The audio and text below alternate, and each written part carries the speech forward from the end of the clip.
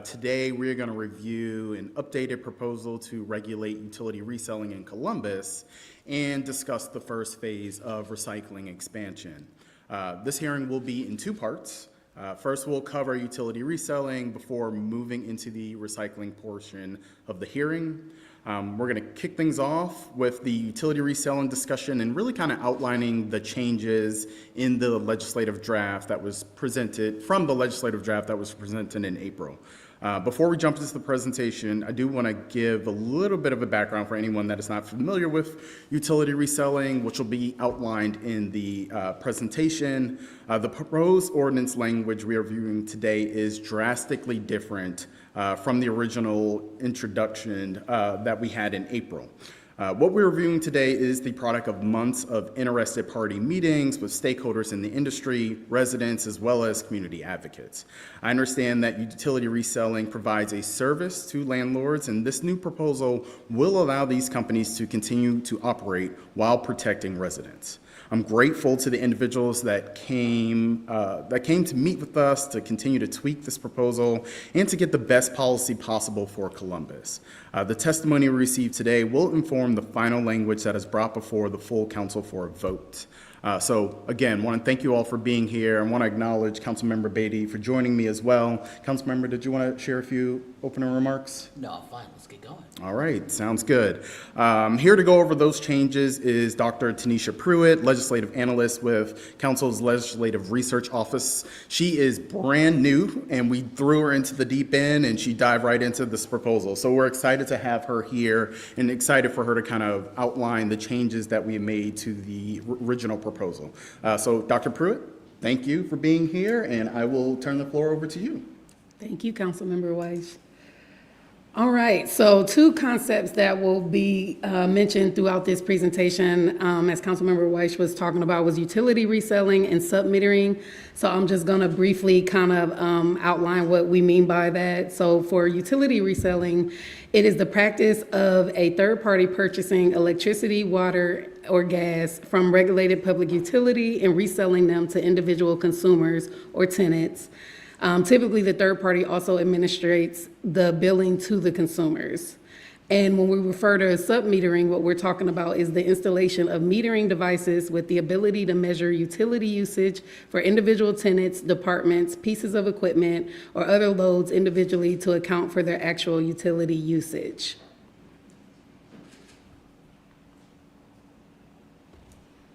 Okay, there we go.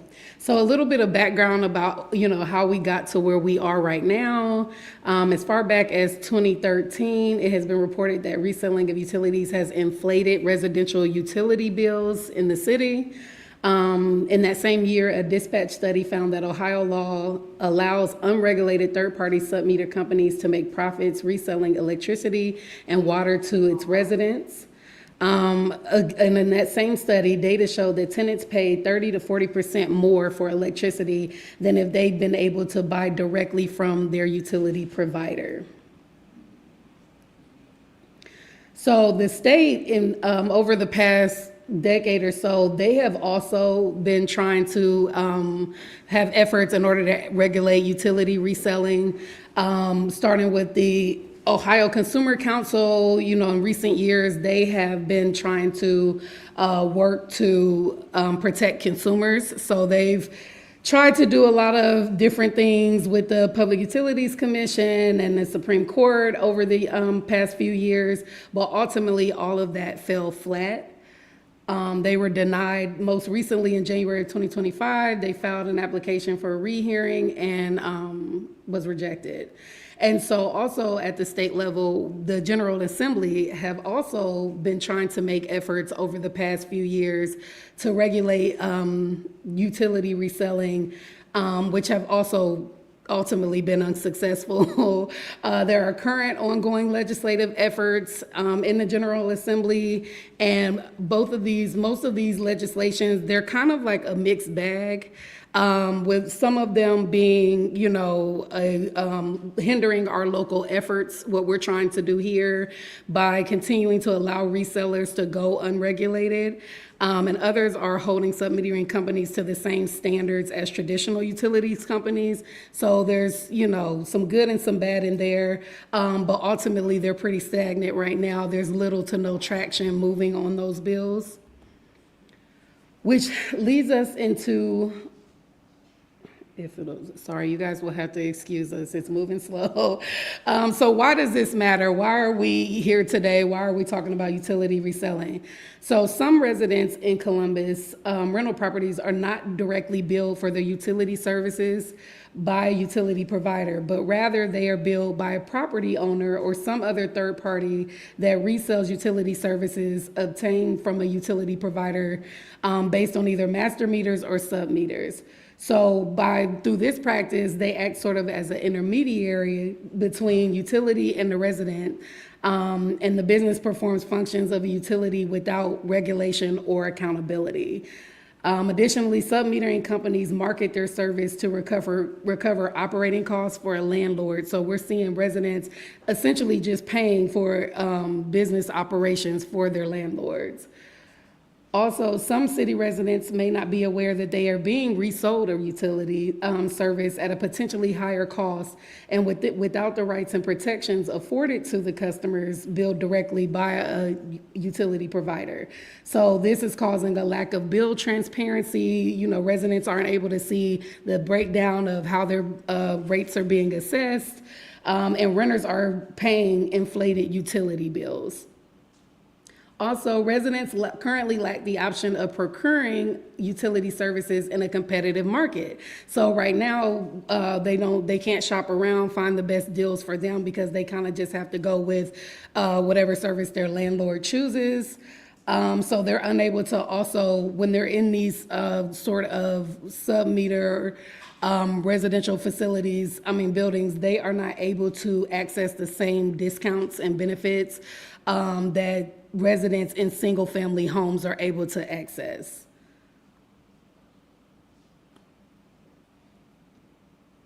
So the proposed legislation that I'm going to briefly highlight today has four main goals. One, we want to regulate the utility reselling billing. So we want to regulate how they're being billed. We want to require utility cost transparency. So we want to make sure that residents know exactly what they're paying for and how everything is assessed. We want to ensure consumer benefits and protection access. So we want to make sure that all residents, no matter where they live, no matter their zip code, they get access to these same benefits as those that are already receiving them in single-family homes. And then we want to lastly establish enforcement provisions for code violations. So when we're examining the overall cost benefit of this proposed legislation, we believe that the biggest yield will be in multifamily units, which will be the focus, primary focus of this initial legislation. So within the legislation, I'll just go through, I'm not going to read all of this, but I'll just lay out some basic things that you see in the legislation. We outline definitions. So what do we mean when we're talking about residential utility reselling? What do we mean when we talk about sub-metering? Those sorts of things, so that we make sure that we are actually, when it comes to this legislation, we make sure we're actually defining the terms so that we can regulate. And then we're going to get into regulation provisions. So within the regulation provisions, here are just a few of the highlights. Again, there's more in the actual legislation than this, but through some of the regulation, we're saying that a property owner, operator, or third-party billing agent may or shall ensure that all rates and charges imposed on a tenant shall not exceed the amounts that will be charged by the utility provider if the utility provider had billed the tenant directly. And so within this is the allowable additional fees that landlords can impose in addition to those utility rates. So right now we're saying that for administrative billing charges, so for those administrative fees, we are capping them at $8. And I will say that right now, that is just a number that we are, working with. As we continue to develop this out, we will continue to, determine if $8 is the best amount for residents. And also, landlords can impose a late fee that is equal to or less than the fee that the property owner or operator is billed by the utility provider themselves. The second aspect of this is that property owners can charge tenants based on a ratio formula. So we want to regulate how that formula is assessed, right? Like we don't want it to be too top heavy to where they're paying more than they should. And so we want that ratio to include the number of occupants, square footage, and similar factors. The third thing is factor in the cost of utility service provided to tenants, including common areas, into the standard monthly rent. Only after payments are first applied to the rent and property owner's portion for office use has already been previously deducted. And the last part that I'll highlight within the regulation aspect is that property owners will be required to furnish a bill to the tenant. Again, showing more bill transparency, breaking down how they assess those fees. It's not moving.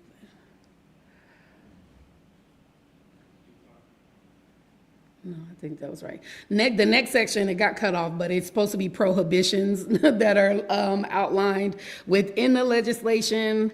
And so under this, a property owner or operator or third-party billing agent shall not charge a tenant a distinct charge for a portion of any utility service provided to a common area. The second thing, use a ratio or formula that aggregates charges for all tenants who receive utility service through a single master meter that exceeds the total bill received for that master meter.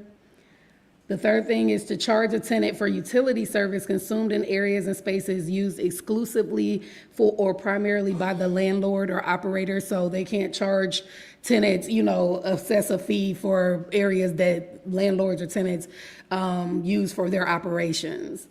And the last thing is bill sub-metered tenants less frequently than the property owner or operator is billed by the utility provider. When it comes to billing requirements, this is another component of the legislation. Property owners, landlords, they must provide in writing at the beginning and or at the renewal of a lease agreement how utility bills are processed and when they will be issued. That must include the date of current and last preceding sub-meter reading, the rate at which the utility service is being billed, the amount of the service being billed at that rate, and the rate at which the property owner or operator is being billed by the utility provider. And it also must include the tenant's portion of taxes and surcharges. If this is a sub-metered building, then billing must reflect the actual sub-meter readings and not include inflated administrative charges. Next, we'll get into the enforcement component of it. So this is still in progress. We are still working with the city's attorney's office, administration, to figure out how to best enforce this for landlords or, third-party billing agents who may not be in compliance. And so we want to be able to ensure that we're not just creating a policy that then can't later be enforced. So right now, we're saying that all entities must be in code compliance within 1 year of the effective date of the ordinance. If they're not in compliance, then they may have civil penalties for landlords, such as like a misdemeanor that may come on their record. And so through all of this, we want to ensure a fair adjudication process for complaints that are received, to ensure that, that due process is being done.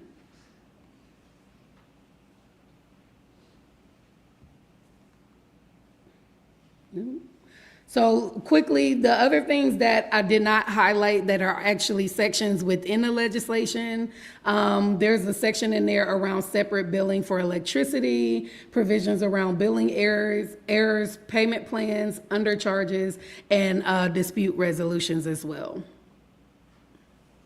And with that, here's my contact information. If you have any questions, this is the contact information for myself and Chelsea and Skylar to talk about any of this proposed legislation. And I will pass it back over to you, Councilman Weiss. I appreciate you kind of going through that. I know originally when we introduced the legislation, it essentially banned the practice. And we had about 100 property owners come and say, this is going to make it impossible for us to keep rents down because we're going to have to increase rents to actually ensure that we can actually cover utility charges. And so we felt like there was a common ground to be met. Many of these utility resellers are operating in other states that have regulations that are similar to those that we're proposing today. But we know there's going to be some growing pains. And so we still want to receive feedback from folks about things that we might be able to tweak. Ideally, we're going to keep the transparency. We want the opportunity for residents to know what they will be paying prior to them actually signing a lease, so they have a sense of what to expect when they are living in that property. And so this is really kind of the compromise after months of discussions, but I'm sure we'll have additional feedback. Before I call those who've signed up to actually speak on this legislation, Councilmember Beatty, let me see if you have any specific questions or comments related to what has been proposed. Yes. On the issue of water bills, has there been any movement or update that city water bills will be issued more frequently? And I'm trying to juxtapose that with the guidance that you have in the proposed legislation regarding that you can't bill for the water or bill for anything more frequently or on a different cadence than the utility would provide to the landlord or property owner. Yeah, so that is a great question. Not in this actual legislation, but as Chair of Public Utilities, I can shed some light on the future of where water bills are going. Next month, we'll be talking utility rates and everything related to water, but one component we'll also be discussing is moving to monthly billing. A component of that is that someone has to have an enhanced meter in place, but ultimately that is the goal of Columbus Water and Power, to give monthly bills to residents so that they know what they're actually paying for, can better manage their finances in their home, knowing that the billing is going to come monthly. It was actually one of the issues that was raised by property owners in our first hearing, is that they didn't have an accurate assessment on monthly billing, and so that is why they may have charged a little more than what someone was going to pay on a monthly basis. But that is coming. We've already started rolling out monthly billing in select neighborhoods this past summer. It is the intent of the department to continue to do that going forward. Cool. Any other questions? No. Perfect. So, Dr. Pruitt, you mentioned kind of the state efforts. Can you kind of speak to why we would continue to go down this path, even though the state is still looking into providing some type of regulation or protection? Yes, definitely. As I mentioned in the presentation, most of the state efforts have pretty much fallen flat. They've been unsuccessful. And so we are trying to, here at the city, see what we can do because there's been ongoing concerns, ongoing, outcry from residents saying that they are just paying astronomical amounts for their utility bills, and many of them can't afford it. They're struggling to, have their basic needs being met. And so we want to make sure that even though, movement is slow moving at the state level, that we are doing everything that we can for our residents here in the city. Appreciate that. I want to turn to the first speaker who signed up to kind of get some feedback. I have Kim with Carpenter Lip, who is here to speak on behalf of Champion Company. Kim, if you'll join us up here, and love to hear from you. Appreciate you being here and obviously for working with us as we work through this draft legislation.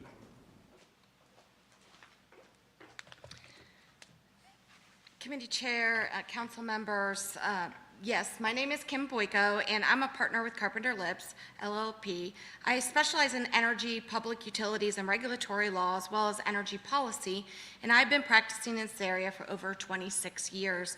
We appreciate the opportunity today to testify before you, and also we appreciate the meetings and working with this committee in order to improve legislation. And yes, it has come a long way, and we appreciate the removal of the prohibition because this practice has been around for centuries. Landlord-tenant, there's always been duplexes, there's been commercial strip malls, and all of these have been sub-metered for a very long time. There's industrial parks where commercial customers are sub-metered. So it's a very important topic, and it's not as new of an issue as some people like to think. Champion, the Champion Companies, is a vertically integrated real estate investment development and management firm focused on multifamily housing. Champion's expertise is in buying, renovating, developing, and repositioning multifamily properties. Champion's current portfolio consists of nearly 5,000 units and over $1 billion in real estate. Champion is an Ohio company. Champion's headquarters are here in Westerville, Ohio. A recent commission decision that you heard about a few minutes ago actually does offer protections to tenants while allowing them to receive electricity and other utility services from their landlords. The commission decision settled ongoing litigation between the utility companies and multifamily housing businesses, landlords, to allow the provision of electricity to tenants at the cost that is at or below the total cost for the local utilities default service. So currently today, there is case law out there, and it makes it the law of Ohio that a sub-meterer is not allowed to charge more than the standard service offer. So if they could get that from their local utility, whether it's a municipal utility or whether it's AEP Ohio, they cannot charge more. So that protection is in place today, and it remains in place. And that decision authorizes landlords to establish a single commercial utility account on their property to serve the property and to shop for generation service on behalf of the tenants. So they do go out to the competitive market if they are in a competitive area. The municipal utilities, if you're in the city of Columbus, you cannot shop for your electricity. So if they are in an area that allows shopping on the regulated utilities, they do and they can shop for electricity, which is a benefit to residential customers. To be clear, the commission did not find that resale of utilities was unlawful. Instead, the commission specifically authorized the resale of utilities and instituted protections for tenants. They required disclosures be added to the lease agreements. They also required transparency, and they also required the cap on the rates. The commission determined that the business owners' redistribution or resale of utility services behind their meter on their own property did not fall under the definition of public utilities, as those businesses are not utility monopolies and they do not have certified territories in the state. If the commission would have concluded that the businesses who redistribute utility services on their properties constitute public utilities, these businesses would have been shuttered immediately, since only a single monopolistic utility can operate in any given service territory. The commission decision is now common law and in effect and governs the resale of utility services. Currently, there's also multiple pieces of legislation pending, which you saw up here on the chart. I'm going to have to disagree slightly. I think that a lot of the pieces of legislation are moving. Specifically, substitute House Bill 173 seems to be the vehicle that the legislature is moving forward with. It's had 5 legislative hearings. I've testified multiple times. And it is a very good piece of legislation that I think the council should really consider before enacting their own piece of legislation. There's also Senate Bill 108, which is the companion bill, and both of these bills seek to codify the commission's determination that the resale of electricity and other utilities by landlords is proper, and it also puts in a lot of customer protections.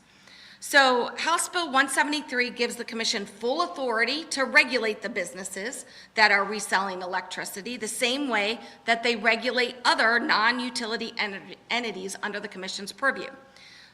Many of you might not know this, but the commission currently regulates thousands of competitive businesses in Ohio without them being public utilities. And those include natural gas suppliers, electricity suppliers, truckers, moving companies, but none of those entities are considered to be public utilities, yet they still are under the regulated oversight of the PUCO.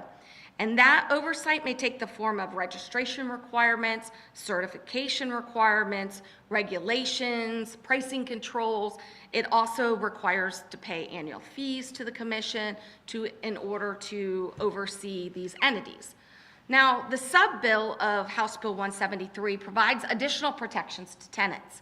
It not only requires biennial registration with the commission, it requires compliance plans to be approved by the commission, which explain how a landlord intends to comply with the pricing limitations, leasing disclosure requirements, and disconnection standards that are in that law.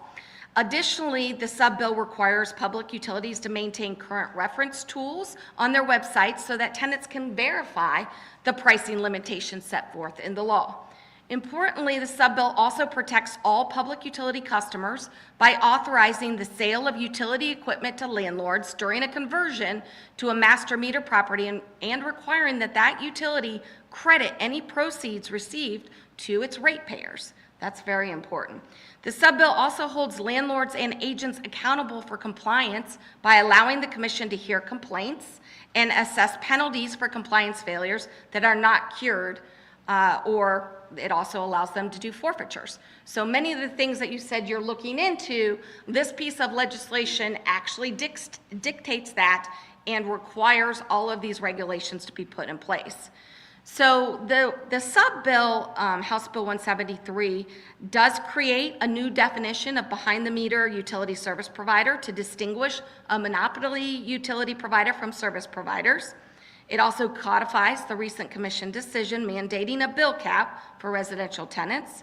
And it also provides the PUCO with regulatory and compliance oversight, authorizing penalties and forfeitures over behind-the-meter utility service providers. It also provides customer protections, including price limitations, lease disclosure, and disconnection standards. There's also kind of some misinformation out there. A lot of the reselling companies today do in fact already offer payment plans. They also offer HEAP.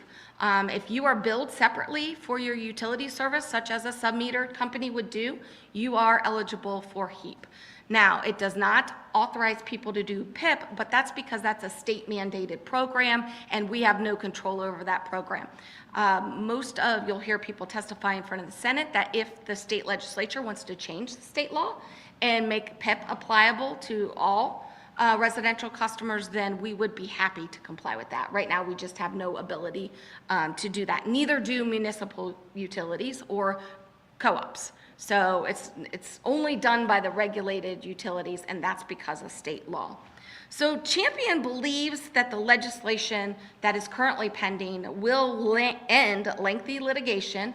It will give business certainty to the businesses that operate in Ohio, and it'll also allow landlords to bring some tech protections to their tenants. The legislation will provide a future path for businesses while protecting consumers and property owners, and we encourage the City Council to allow the state legislature to complete its work and not pass legislation that is inconsistent with or conflicts with that legislation. Creating multiple rules and imposing additional regulations on businesses that operate within the city will unduly burden those businesses and could create unnecessary costs for those businesses that would force them to pass them on to their tenants. The proposed general statewide legislation and the Common Law Commission decision are general laws that preempt the municipality from enacting conflicting ordinances. We have concerns with the current legislation as drafted because we believe that the pricing caps, the common area regulations and charges, the billing regulations, back billing charges, electricity rate charges, and the partial payment rules included in the current draft of the city's ordinance are all in conflict with the general laws or current law. The back billing provision is directly contradictory to the current administrative code provision with regard to how long and how often you can go back and bill customers for over or under charges. So we are concerned about that, and we also are concerned that many of the provisions confuse the different components of electricity. There's distribution, transmission, and electricity. Only one of those components is a competitive component. So to say that you can go out and compete and find a cheaper price of electricity on your total bill, that's just not accurate. You have to go with whatever entity is located in your area, whether it be a regulated public utility commission or company, or whether it be a municipal or a co-op. So we're very concerned about those provisions that seem to kind of intertwine or intermix the different components of electricity and how they would work with your legislation as well as how it would work with the state law. It is also important to note that the current draft of the legislation seems to mix residential service with commercial service. So these entities, these businesses are commercial customers, whereas residential customers are residential. The public utilities have different tariffs, they have different rules, they have different billing demands, they have different rates, they have different ways to bill customers. Commercial customers have a demand component, for instance. So it's not always apples to apples within the piece of legislation. So I would encourage you to work with us to try to make sure that we're talking about something that's apples to apples as opposed to apples to oranges. And we will look forward to doing that and working with all of you. So Mr. Chairman, council members, that concludes my testimony. I would be happy to answer any questions that you may have. And Kim, I appreciate the testimony, and yes, I would hope that the state is able to do something that is statewide that eliminates our even interest in going in this direction. I will say, as a city, this is a practice that we have looked at for a number of years, and multiple times it has been said, the state is going to do something, don't get involved in this. And so that is why we're going to continue to kind of move forward. Ideally, if the state is able to pass something that preempts what we are doing, great. Protections are there. It saves the city time and energy trying to be the regulator of an industry we don't want to actually regulate. The concern is when we do hear from residents, especially those who are saying to us, I am not getting a bill, I am being sent to a portal, I am paying for charges, I do not know what I am paying for, that's when we feel like we need to step in to do something. I appreciate you and your willingness to kind of work with us because you've been in the space a lot longer than me, and so your expertise in terms of how this industry works is helpful to get to a place where residents feel like they have the transparency and the protections that they ultimately need. So I appreciate you. Yeah. Thank you. And I would just note that there are provisions in the commissions. It is law now. It's the law of the land. Even though the Consumers Council appealed it, it still doesn't make it not law. It is law. There are many requirements that resellers have to do. We have to do the cap on total bill. We have to do the lease disclosures. There are also other provisions that we have to do, and the utilities have tariffs in place, and they have proposed tariffs before the commission that are going to even add more requirements on that. So just because the Consumers Council didn't get the case result that it wanted doesn't mean that the case isn't existing law. It is, and it has to be followed. So if there is a bad actor out there, I would encourage you to go after that bad actor, but there are many of us that are good actors, and Champion is one of those good actors, and they follow the law. They have all of these disclosures now in their lease agreements, and they are not charging anybody over the total capped rate, which was required by the commission. So the utility bills in our mind are not still high. They're not allowed to be by law. And so some of these things have been addressed on a statewide basis. And it would just be difficult for somebody like Champion to come in and have properties in Westerville and Columbus and have all these different municipalities with all their own rules. And it makes it very difficult and expensive to operate. And we wouldn't want to put those people out of business, because then you will lose housing in your districts. No, that is real and accurate, and I do appreciate that. Champion does not do single-family rentals, correct? Is that a component of your business? Single family, I mean, they do Single-family not home do rentals. houses that are Yeah. single family, if that's what you mean. It's As in all single-family multifamily. homes that are being rented out? Correct, it's multifamily. Correct. That is correct. Yeah, and so that is an issue that we have also seen as more out-of-state companies are purchasing single-family homes to rent them to residents. There are a lot of bad actors in that space as well, who aren't doing the right thing that a Champion is doing in terms of providing that upfront transparency. And so we appreciate good actors and obviously don't want to overburden them. But when you're trying to do policy, everyone's going to get touched at some point in time.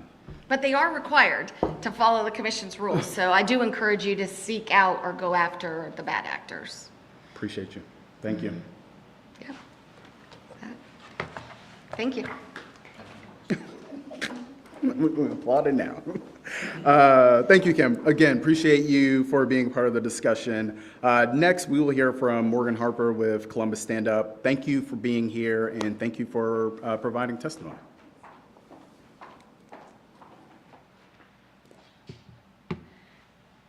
Great. And you can hear me from here. Yeah? Okay, well, as I said, I'm Morgan Harper. I'm co-founder of Columbus Stand Up. We're a grassroots organization advocating for the working class of Central Ohio. And I want to thank City Council members Weish and Beatty for having me, and Dr. Pruitt for a presentation. For the last several years, Columbus Stand Up has heard from hundreds of community members about the rising burden of electricity prices. And no wonder. According to research from the American Economic Liberties Project, electricity prices have outpaced inflation by 40%. A lot of that increase is because investor-owned utilities like AEP are able to inflate their costs through financial manipulation, and because the Public Utilities Commission of Ohio, though legally obligated to act in the public's interest, does nothing to stop them. But another reason many in our community are paying more for electricity is because landlords are using middlemen to manage the provision of electricity to tenants, or reselling, as we've heard discussed today, preventing tenants from receiving an itemization of their actual usage, creating an opportunity for price gouging. This is raising prices for families at all income levels, but the practice is especially pernicious for families in our community who are earning less and would benefit from state and city-provided utility assistance programs. One can't qualify for such assistance without an itemized bill. My fellow witness seemed to suggest otherwise, so I look forward to chatting more with Kim about that. But that's why we are here, is to look out for the most vulnerable in our community. That's why regulating reselling is so important. It's common sense to not let middlemen take away families' hard-earned money during an affordability crisis that is really having devastating impacts across the country, including here in Central Ohio, when we are already seeing rising prices for things that are essential, like food and rent. In fact, other cities in Ohio have taken measures. Toledo, I believe, has taken measures to address the reselling practices and protect their residents. Columbus should do the same. A ban seems useful, but understood that other measures are being considered. But even in the absence of a ban, this legislation must consider how the law will be enforced, given the poor compliance track record of some landlords in Columbus. I appreciate that this was flagged as an area for further consideration, But aggressive enforcement is really important. Transparency is not enough. Disclosure is not enough. We have to make sure that we have enforcement that is properly funded. And especially as winter approaches and data centers proliferate throughout Central Ohio, Columbus City Council should do all it can to reduce electricity costs for our residents. We appreciate City Council's efforts to prevent reselling from further raising electricity prices to ensure every resident in Columbus can afford to keep their lights on. Thank you. Thank you, Morgan. Appreciate your testimony today. And yeah, the enforcement piece is an ongoing conversation with the city attorney's office. There are different ways in which we have thought about how we might be able to enforce this. One being kind of complaint driven. We're really hearing directly from residents. Two, may rely on the city's housing stability division as a way in which we can enforce these regulations. But more to come, right? We want to continue to have this discussion in public so folks know where we're going and why, and so that we can have feedback to make changes to kind of move in the right direction that's going to solve the actual challenge, which is the lack of transparency, the increased costs, and the ability for residents to actually know what they are paying for upfront. So, thank you. Thank you. Cool. Before we move to the next portion of the hearing, as always, I want to just open it up for anyone in the room who may have come to provide testimony on utility reselling if they have not. I'm not seeing any hands raised, so I think we're good on that topic. So appreciate everyone for discussing utility reselling. We're going to shift gears and start to move into our recycling portion of the hearing. While Columbus has made great strides in increasing waste diversion, currently only residents living in single-family homes or in buildings with fewer than 5 units are currently guaranteed access to recycling services. While the Department of Public Service does not have the capacity to provide recycling to all residents, every resident should have the ability to access recycling services that best meet their needs, no matter where they live. That's why we're here today, to start the discussion around the city, how the city can phase in expansion of recycling citywide. We have some amazing waste diversion programs currently available to residents, and there are many efforts to expand reuse and recycling in our city. We want to increase awareness about these programs, work with stakeholders to remove barriers for businesses and property owners to offer recycling to their residents, and make sure city-run facilities are recycling, specifically recycling the right way. With that, let's kick it off with waste diversion portion of our hearing with a presentation from our Department of Public Service. Presenting for the department today, we have Disu Oshodi, sorry, my apologies on your last name, I messed it up, the Refuse Operations Coordinator, to discuss some of the highlights from our multifamily pilot the department has been operating in partnership with SWACO and the Recycling Partnership. Disu, floor is yours.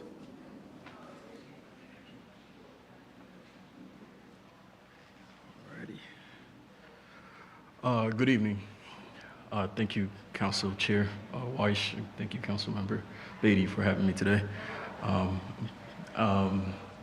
will be talking and presenting about on the multifamily recycling project, pilot project that we had in 2021. A brief overview, the Columbus Multifamily Recycling Pilot Program was a 6-month initiative launched in 2021 with the goal of testing the feasibility of providing on-site recycling services to apartment complexes. The program aimed to introduce recycling up to 10,000 units, so roughly around 10% of what we currently service out of 120,000. The program was aimed to reduce recyclable items going to the Franklin County landfill. This project was in collaboration with our friends and partners at SWACO and the Recycling Partnership as well.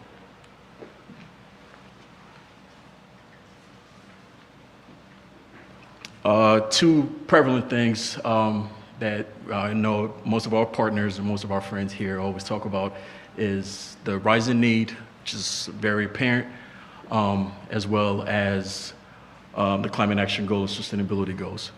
The rising need is interesting because we just recently had a conversation on a meeting at Morris Road, and an individual had talked about traveling from Morris Road all the way downtown 10 years ago was 12 to 15 minutes. And now, 20 years later, 10 years later, you know, it's taking you about 25 to 30 minutes just to commute. It's largely because of the population and, you know, the condensation of people and the growth. So with that being said, the region recently ranked as the fastest growing apartment market in the country, with directly and proportionately leads to an increase in multifamily. And prior to COVID-19, the city was averaging about 3,000 new residential apartment units per year, and industry experts estimated the city's growth could support an additional 1,000 apartments and beyond that.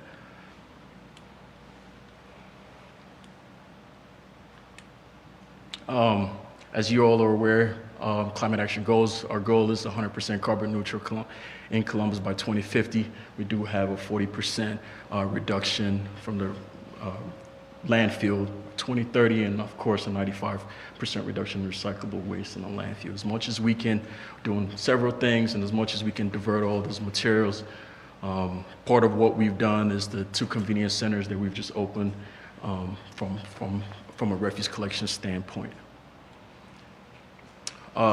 Brief overview of the entire plan was the number 1, the implementation and measurement plan, the test camera technology, and the educational toolkit. The test camera technology was more of an experiment just to take a look at the use case and the cost effectiveness in the educational unit.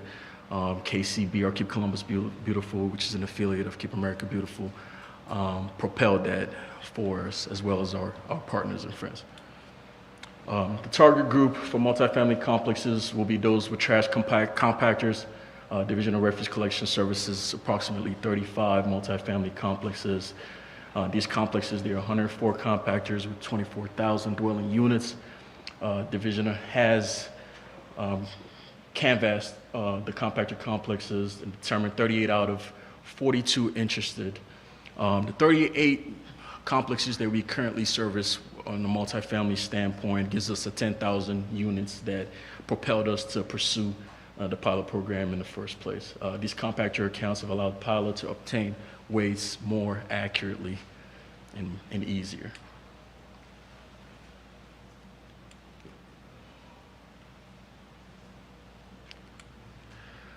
Our measurement plan, the initial waste audit. So with this, what we did was to compare what our current waste collection tonnages are and compare what our current recycling tonnages are with that comparison, and did an analysis of what that looks like. We did a camera system and a frequency of service. We did a pre and post survey of all of our apartments, all 38 of those apartment complexes, and we did an evaluation of the cost of providing service as well.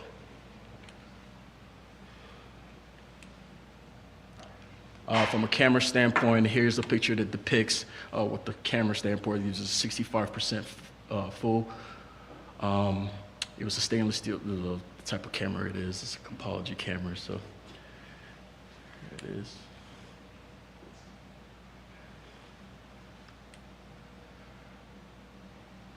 For those of you that are familiar, this is a front load dumpster. These are the dumpsters that we pull to offset a lot of the compactor units. So it's like a 1-for-1, and we like to mirror and marry them together. That way people are aware of what a recycling, where you put your recycling, where you put your trash. 40 front load containers were placed at the participating complexes, all 38 of them. Each container utilized the Recycle Right education information as well. Signage and design, there's again, our friends at SWACO helped, and our Keep Columbus Beautiful always pushes the envelope from that standpoint, just to push the propaganda and make sure people are aware of what to recycle and what not to. As far as the design, the dumpster, a lot of our recycling dumpsters have a 74-inch wide opening that allows for less contamination, so we're able to track from stormwater from getting into the dumpsters. And so you have your cardboard and your milk jugs that can go into, that opening as well. Pilot toolkits or educational outreach, recycling bags that we provided to our residents, recycling right education materials, magnets, dropped on social media, and then we did a lot of social media through our propaganda and our communications team as well.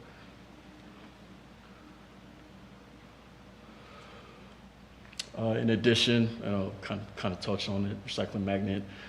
We found that very helpful just to give people some, something that they can put on their refrigerators as a reminder on, what to recycle and what not to.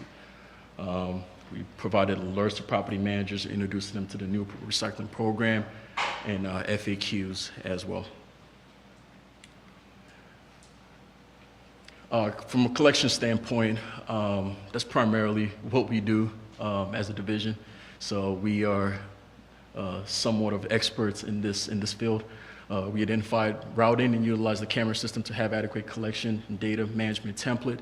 We dedicated a recycling truck. That way we don't have the contamination from people that are not as educated on the recycling methods. And then year to date, collected about 1,200 tons of recyclable materials from 2022 up until last week.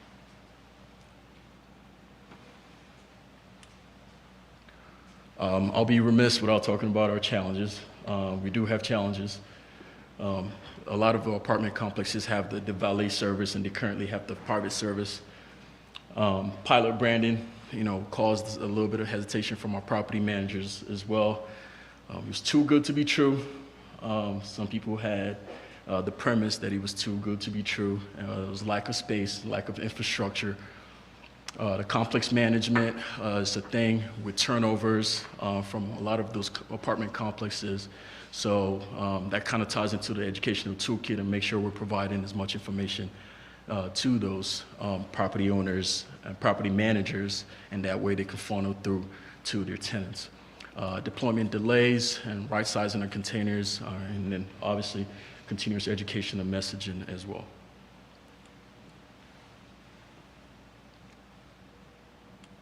What's next? A post-survey, recycling audit, and the expanded program and feasibility. That's always a huge one for us. And then cost analysis. And that brings it up to a close. Disu, thank you for kind of walking through that pilot. And just to be clear, so is the department still providing services to multifamily buildings? Yes, we are. Still doing that now?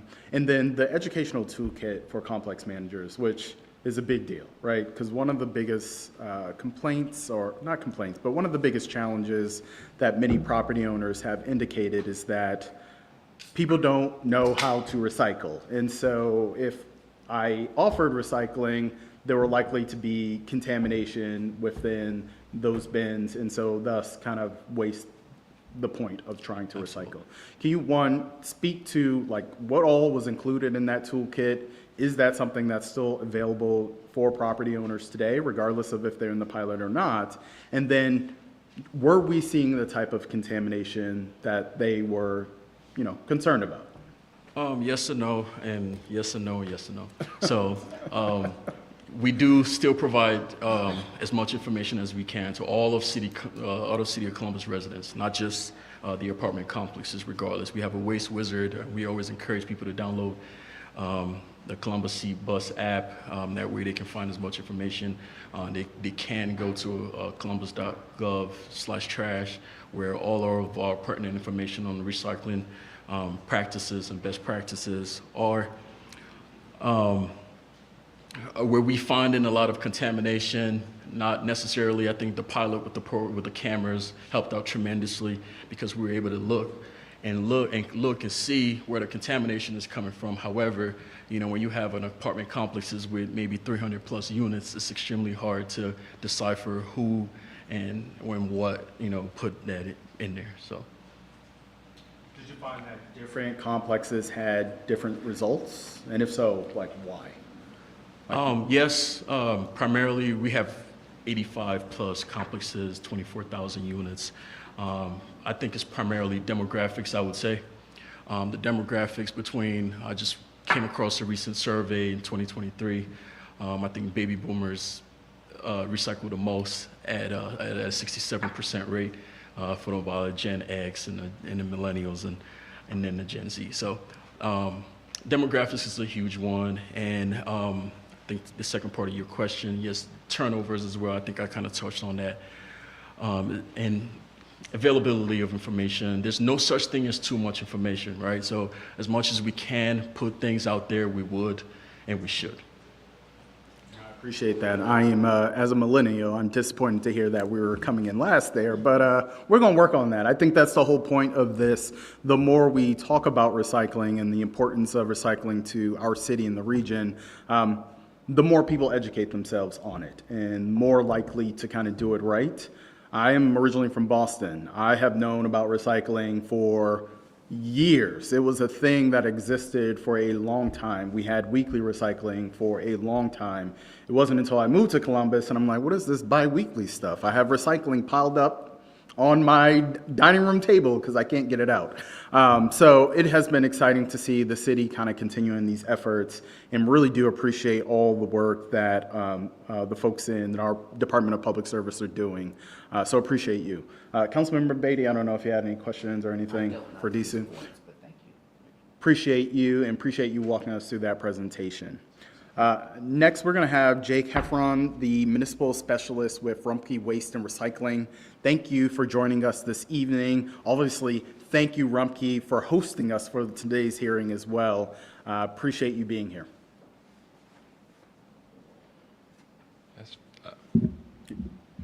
You don't That'll have- work. Yeah, I'll we can bend hear over a you little either. Good afternoon, everybody. My name is Jake Heffron with Rumpke Waste and Recycling. I'm the municipal and public sector representative here in the Central Ohio area. And welcome Councilmember Weish, Councilmember Beatty, all staff members, and the Environment and Sustainability Committee, as well as members of the community, to the Rumpke Resource and Recycling Center. As a recycling leader, Rumpke is committed to helping grow recycling throughout Columbus and the Central Ohio area. Rumpke built its first hauling operations and recycling center in Columbus in 1993. And in 1995, we began collecting curbside recycling for the city of Columbus. 3 decades later, Rumpke is still working with the city to deliver recycling options to homes and businesses, and we could not be more honored.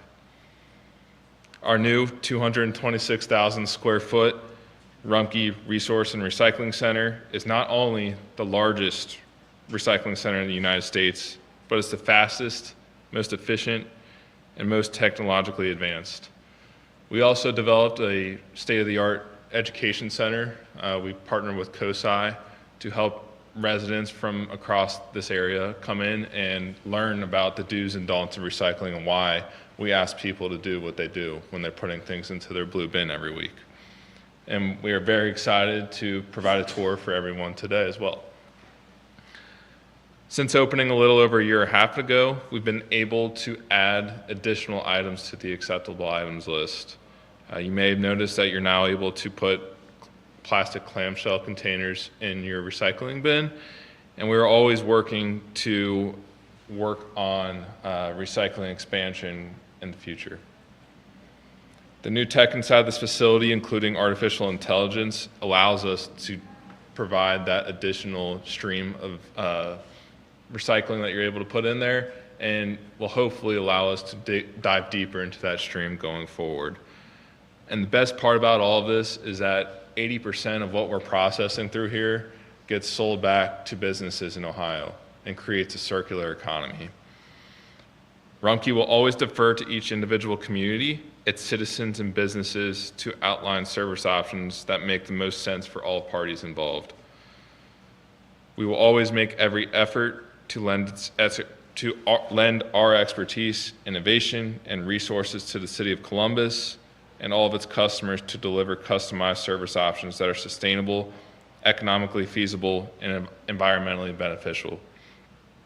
We cherish our longtime partnership with the City of Columbus, and we look forward to accommodating the city's growing population and growing recycling needs well into the future.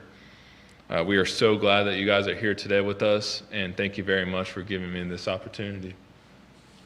Well, thank you, Jake. Appreciate you being here, and again, for hosting us this evening and for our hearing. One question I did want to ask you is related to capacity, right? We're talking about recycling expansion. We want to see that happen in the region. Do we have the capacity to actually handle additional recycling? Yeah, that's a great question.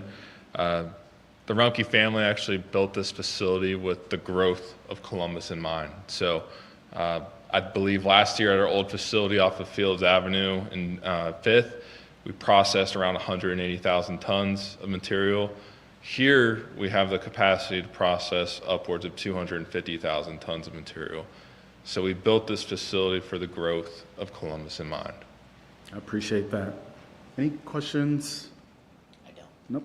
Well, I'm sorry, the fields, did that close and is replaced by this, or is that now in addition to?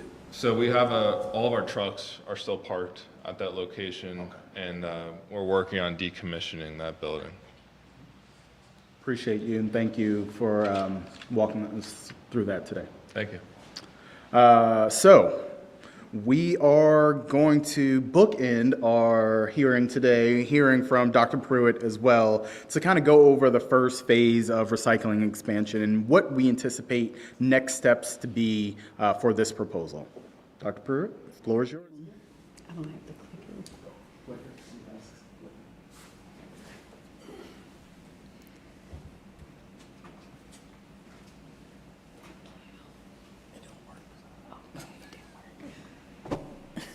Okay, so a little bit of background about what we plan to do in terms of recycling expansion. So as a part of the Council's Columbus Forward Growth Package, Councilmember Weish is working to expand recycling access citywide.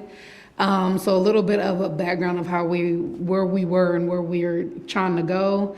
In 2012, the city entered into a contract with Rumpke to provide biweekly recycling services to single-family residential homes, with the second contract renewal being in 2016, and the third in 2021. So the city right now is currently in the fourth renewal period, which began in 2023, where we have increased this service to weekly. What we're trying to do now is explore a plan to work with internal and external stakeholders to see how to expand access to buildings that do not currently offer recycling services.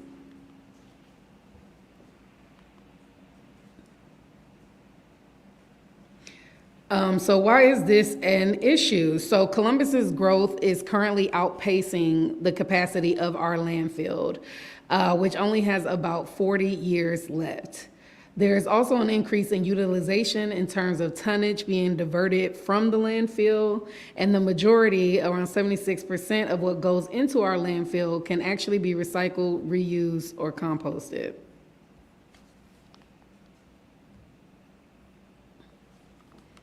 So why this matters? Columbus currently, as Jake had mentioned, has a robust circular economy ready to be expanded for effective utilization.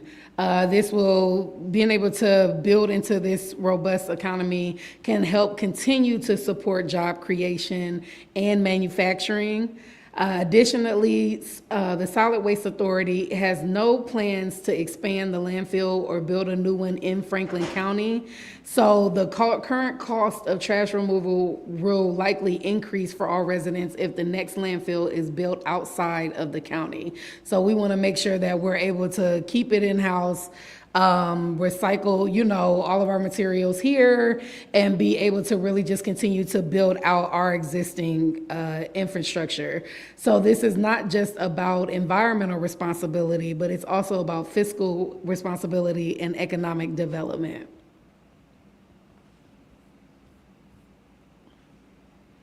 So what are the goals of the expansion plan? The first being, we want to ensure access to recycling in Columbus. So we want to ensure that everyone has access to and utilizes recycling in the city of Columbus, regardless of where they live. We understand, that in crafting this plan, we're operating under the assumption that these policies will not only benefit the city and its residents, but it will also benefit the environmental ecosystem. So it's not only about access, right? We don't want to only just provide access, but we want to make sure that we are also incentivizing and encouraging recycling in as many areas of the city as possible so that people are actually utilizing the services that we provide. We understand that this initiative is highly ambitious. And we know we kind of have a long way to go to kind of reach our ultimate goal. So our plan is to slowly phase in each step of our plan over the next 5 to 7 years to integrate recycling in as many areas as possible. So where we are now, we are currently in phase 1 of this plan. And so our goal in phase 1 is to start in-house, right? We want to get our own house in order within the city. So we want to start with recycling services in all city facilities with human activity. And then we also want to train our staff. So we want to ensure that all city employees or people working in city buildings, facilities, they have access to training, resources, so they understand what exactly, what materials need to be recycled, where do they go, the processes, so that we can ensure that not only are we recycling, but that we are doing it the right way. And so as we work to continue to implement phase 1 of this plan, we are having ongoing stakeholder discussions that will take place to then determine, right, like what are the next phases and what is that timeline over the next 5 to 7 years. So what are our next steps? So right now what we're seeing is we want to, as I said, continue to have ongoing discussions with the administration and stakeholders with the goal to flesh out recycling expansion in the city and work with council to craft the most effective and fiscally responsible policy. We want to make sure that, not only are we just doing stuff, we want to work with people. We want to have partnerships. We want the community to buy in. So we're looking for an increase in community investment. We want to learn from stakeholders, right, about what can actually be feasibly achieved in the next 5 to 7 years. And then also we want to evaluate our current ecosystem of providers and haulers, evaluate the funding and resources needed and determine who has the capacity to take on, these additional services. So whether it be Rumpke or, whoever else, we want to figure that out together at a whole community approach as we continue. And that is it. Thank you. Back to you, Councilmember Weiss. Appreciate that, Dr. Pruitt. One question I did have, and I do still chuckle at the statement of human activity. We don't have buildings that have non-human activity, but can you just kind of generally speak to what type of facilities that we're currently looking at in this first phase? Yeah, so when we are referring to city facilities for phase 1, that includes like recreation centers, city parks, municipal buildings such as City Hall, and the Coleman Building. We're talking about, departments or where council staff are running operations, or our water treatment plants. What it would not include are buildings for storage, or buildings where there's no or very little human activity that takes place. Appreciate that. And I just want to reiterate that because I know there was some initial concern from property owners as well as commercial building owners about recycling expansion happening immediately. That is not the intent, right? It is hard for us as a city to say others should be doing something if we are not doing it correctly ourselves.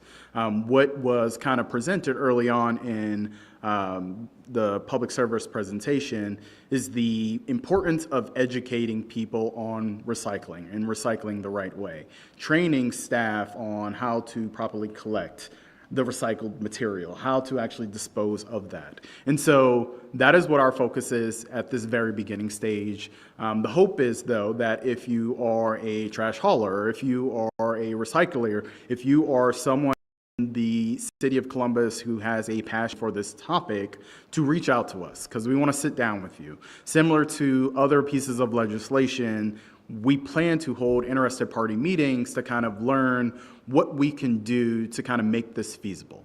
Ideally, we want recycling to be citywide. That means anywhere you live, there's going to be the ability to recycle, but we know that's going to take time to actually get there. And so we need that feedback. We need to hear from subject matter experts who are working in the space. So please reach out to my office, reach out to my staff. As we plan those meetings, we want to have you at the table as we begin to craft future phases of this legislation. So thank you again, Dr. Pruitt, for walking us through that presentation. As always, before I close out the hearing, I just want to check and see if there's anyone in the room who wanted to speak to recycling expansion. If so, come on up. Just say your name, who you're representing, and the floor is yours.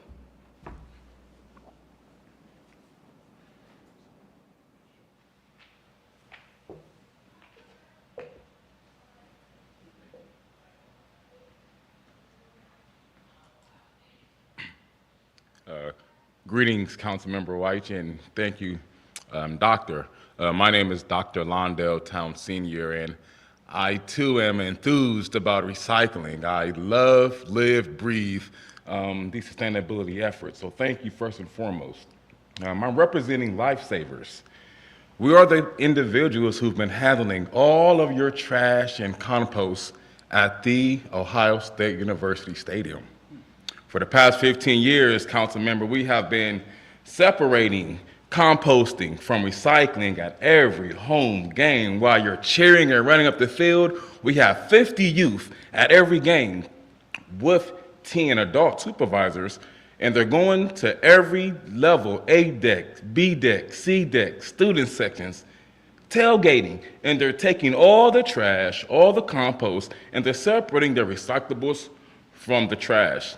Well, Councilmember, that's very huge what these youth have been doing. Not only has that been a training cohort we do every year for Franklin County and Fairfield citizens, but we also give youth the opportunity to get community service hours. So when they graduate, they got community service hours plus internship, and here we are getting the Buckeyes and Ohio State, the most sustainable stadium. The main interest, council members, that we have a 98% diversion rate. Please write that down and fact check that with the Ohio State University. For the past 15 years, we had a 98% diversion rate. Well, one year we had 94%. That was the COVID year. So what I'm saying is that not only are these youth excited, they're doing a great job. And Columbus is prepared to have a sustainable mindset, not just at the Ohio State. I would love to see what this could look like at this new UFL stadium we got right here in our backyard, right up the street. And we partner here with Rumpke, where we do tours with youth once a month. So not only are they doing tours in our backyard at Linden, we're going to the stadium and they're telling their parents about it. The goal is to have homes impacted, council member. So please allow us to sit down, share space, and push. We've been trusted in homes to come in and train youth, train families, not just on recycling, but sustainability. We also do upcycling. For the next meeting, thank you, Councilmember. My time is yielded. Appreciate it. Thank you. Appreciate you being here and appreciate the work that you all are doing with the youth in our city. Special events is one of the things that we anticipate being a part of additional phases as we go forward. I mean, it has been exciting to see the diversion efforts that are already taking place. I'm thinking Jazz and Rib Fest, where we're able to rescue actual food that was going to end up in the landfill, yet able to rescue that food and distribute it to shelter spaces so that food can be eaten and not thrown away. And so there's more to come. And so we definitely want to have you at the table to kind of discuss what the art of the possible is. So thank you again. And those are keepsakes from the youth of Zero Waste. Archie Griffin is one of our best friends at the game. We appreciate you. Is there anyone else who'd like to provide some testimony on the legislation? Seeing none. All right. Well, before I close out the hearing, I just want to say thank you again for everyone who was here today, who provided testimony. We didn't receive any written testimony this time. However, we'll make sure that we put the presentation and a link to the video onto the website so folks can check that out in advance. For those of you who have signed up for a tour after the hearing, you can wait in the sitting area right outside this room next to the sign-in table you passed on your way into this room. Please remember, you must have closed-toed shoes to participate. It's a great tour. I've done it. Check it out. Thank you all again for joining us, and I hope you all have a great evening.